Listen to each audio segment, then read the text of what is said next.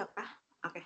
Halo teman-teman, selamat pagi semuanya. Semoga dalam keadaan sehat semua ya. Dari kami kelompok 8, kelompok Hegel, mata kuliah Sejarah Pemikiran, dengan saya Nisa Trinurjana dan rekan saya. Hai, perkenalkan aku Nandi Sarinta. Oke, di podcast kita kali ini, podcast pertama kita bakal ngebahas nih Kak tentang film Groundhog Day yang mungkin beberapa teman-teman udah pernah nonton atau tahu filmnya.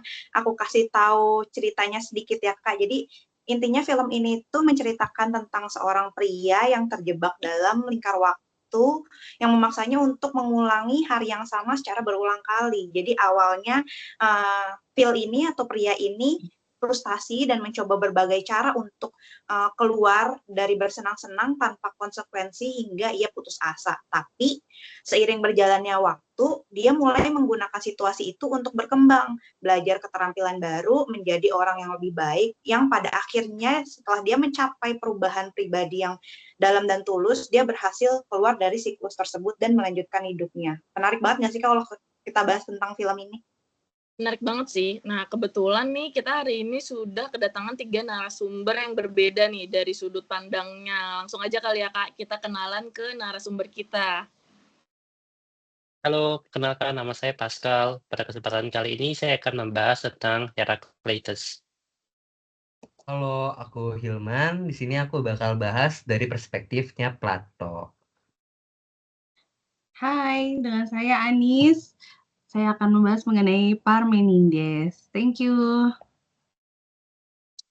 Oke, Kak Nandis, karena kita kedatangan beberapa narasumber yang lumayan keren gitu ya, aku jadi kepo nih, jadi pengen tahu nih, mungkin aku mulai dari Kak Pascal, dari pemikiran Herakleitos ini, Kak. Kamu kan terkenal dengan kalimat yang semuanya berubah ya. Kalau ngelihat dari film ini, gimana sih pandangan kamu, Kak, tentang perubahan yang dialami Phil atau si pria ini? Itu apakah perubahan itu bisa terjadi meskipun waktunya terjebak dalam satu hari yang sama, Kak? Oke, dari Heraclitus sendiri dia dengan pernyataan bahwa semua hal mengalir dan bahwa perubahan adalah satu-satunya hal yang konstan dalam hidup. Dalam film Groundhog Day, meskipun Phil terjebak dalam satu hari yang sama, ia mengalami transformasi yang mendalam. Beberapa poin yang menjelaskan bagaimana perubahan dapat terjadi meskipun waktu tanpa stagnan adalah sebagai berikut. Poin pertama adalah mengenai perubahan internal versus eksternal. Heraclitus menekankan bahwa perubahan seringkali bersifat internal. Dalam kasusnya Phil, meskipun hari-harinya tidak berubah, cara berpikir dan sikapnya terhadap hidup dan orang lain mengalami evolusi. Ini menunjukkan bahwa perubahan sejati dapat terjadi di dalam diri seseorang terlepas dari situasi eksternalnya. Lalu poin kedua adalah tentang refleksi dan pembelajaran. Terjebak dalam siklus yang sama memberikan Phil kesempatan untuk merenungkan tindakan dan pilihan hidupnya. Ia belajar dari kesalahan dan keberhasilannya yang membantunya tumbuh sebagai individu. Proses refleksi ini adalah kunci untuk perubahan, sesuai dengan pandangan Heraclitus bahwa pemahaman dan pengetahuan adalah bagian dari perubahan. Poin ketiga mengenai adaptasi dan respons. Phil mulai mengadaptasi cara dia berinteraksi dengan orang lain. Dari awal, dia yang terlihat egois, lalu berubah menjadi lebih peduli dan empatik. Ini menunjukkan bahwa meskipun situasi tidak berubah, respon kita terhadap situasi tersebut dapat membawa perubahan yang signifikan dalam diri kita. Poin keempat adalah tentang pencarian makna, di mana dalam pencariannya untuk menemukan makna dalam hidupnya, Phil melakukan berbagai tindakan baik dan membantu orang lain. Ini mencerminkan pemahaman Heraclitus bahwa meskipun dunia di sekitar kita terus berubah, kita dapat menemukan stabilitas dan tujuan melalui tindakan positif. Lalu poin terakhir tentang kebangkitan spiritual, di mana perubahan Phil juga mencangkup aspek spiritual. Ia belajar untuk menghargai momen-momen kecil dan menemukan kebahagiaan dalam hal-hal sederhana. Ini sejalan dengan filosofi Heraclitus bahwa meskipun segala sesuatu berubah, ada nilai dalam pengalaman dan kesadaran akan saat ini. Jadi yang penting bukan perubahan dari luar, melainkan perubahan dari dalam diri kita ya Kak ya? Ya, betul. Perubahan yang dialami Phil dalam Groundhog Day menunjukkan bahwa meskipun terjebak dalam satu hari yang sama, individu masih memiliki kemampuan untuk berubah dan berkembang. perubahan tidak selalu bergantung pada kondisi eksternal, tetapi lebih pada bagaimana kita merespon dan beradaptasi terhadap situasi yang kita hadapi. Dengan refleksi, pembelajaran, dan tindakan positif, kita dapat menemukan makna dan pertumbuhan dalam hidup kita, bahkan dalam keadaan yang tampaknya stagnan. Oke, seru juga berarti ya Kanisya. Aku jadi penasaran deh sama Parmenides nih. Aku mau tanya dong, Kanis, kamu kan percaya ya kalau perubahan itu cuma ilusi dan kenyataannya itu tetap. Nah, kalau melihat dari film ini nih, menurut kakak, hari yang berulang-ulang itu bisa disebut sebagai kenyataan yang tetap atau justru itu semua hanyalah ilusi, Kak? Kira-kira menurut kakak gimana?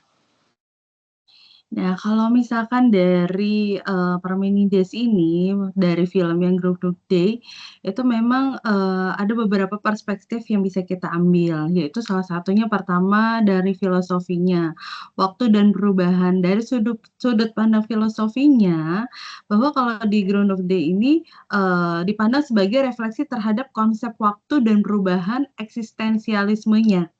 Gitu. Karena mengalami hari yang berulang kali tanpa perubahan dan mengingatkan kita pada, teorinya ya betul Parmenides-nya tentang perubahan sebagai ilusi. Kemudian kedua ada eksistensialisme yaitu mencari makna dalam kehidupan. Nah dari sudut pandang eksistensialisme ini, film ini menggambarkan mencari makna dalam hidup. Di awal cerita memang Phil sangat egois sih, menganggap hidupnya itu tidak berarti. Sehingga, terjebak dalam siklus waktu yang terus berulang yang mana, segala caranya untuk melarikan diri dari rutinitas, yang menyalahgunakan situasi atau sekedar menikmati kesenangan sementara aja. Nah, ketiga itu mengenai psikologisnya, yaitu pembebasan diri dari keputusan. Dari sisi psikologinya, film ini tuh dilihat sebagai perjalanan Phil yang mengatasi depresi dan keputusasaannya, gitu. Dan sehingga, itu yang menjadi memulai berjalannya waktu itu untuk mengubah pola pikirnya. Kemudian keempat itu ada naratif, yaitu penceritaan ulang dan pembaruan dirinya. Secara naratif untuk di Groundhog Day ini, teknik ceritanya itu yaitu pengulangan waktu, di mana kesempatan untuk mengubah tindakannya dan melihat dampak pilihannya itu untuk, bukan hanya tentang plot aja, gitu. Kemudian, secara strukturalnya sih film ini memang, sebuah metafora untuk kehidupan yang penuh pilihan sih gitu, di mana, kita selalu memiliki pilihan untuk mengubah cara kita merespon dunia dan orang-orang di sekitar kita. Itu aja sih, Kak. Oke, berarti ini ya Kak Anies ya, mungkin dari pemikiran Parmenides ini, dia itu bisa menemukan kedamaian dalam penerimaan ya Kak? Jadi bukan berjuang untuk mengubah keadaan, tapi nerima kenyataan gitu, kayak apa adanya gitu ya?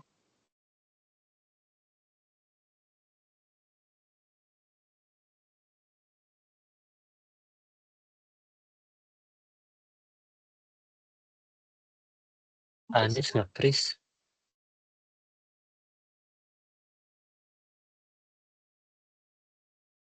Mungkin lanjut ke Hilman aja kali.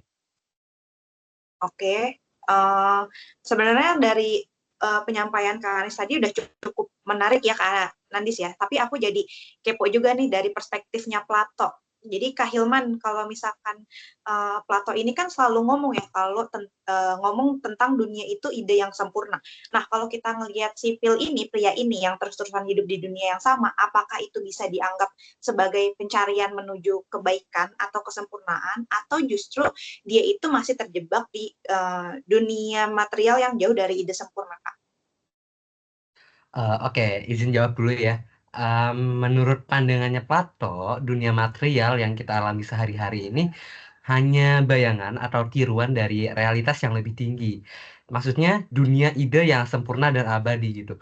Dalam filsafatnya Plato ini, kebaikan dan kesempurnaan tidak dapat sepenuhnya uh, ditemukan dalam dunia yang bersifat sementara dan berubah-ubah gitu.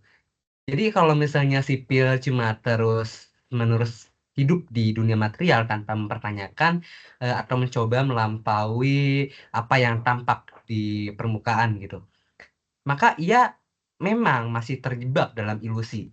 Seperti apa seperti para tahanan yang ada di dalam gua yang cuma ngelihat bayangan di dinding gitu ya.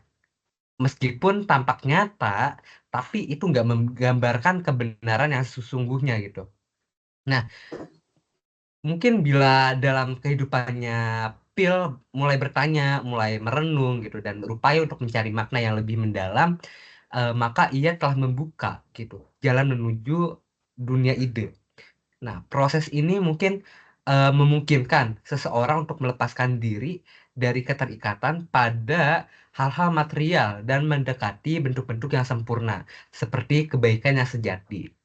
Nah, jadi apakah Pil yang sedang mencari kebaikan dan kesempurnaan, jika dia aktif mungkin ya, mencari pemahaman yang lebih tinggi, mempertanyakan realitas, dan berusaha mengarahkan pikirannya ke esensi yang abadi, maka Phil mungkin mulai perjalanan menuju kebaikan yang sejati. Tetapi kalau Phil hanya terjebak dalam rutinitas dan kenyamanan di dunia material yang tanpa ada upaya untuk menembus batas-batas yang tampak, maka ia belum mendekati dunia ide yang sempurna gitu. Singkatnya, nggak cukup cuma hidup di dunia material.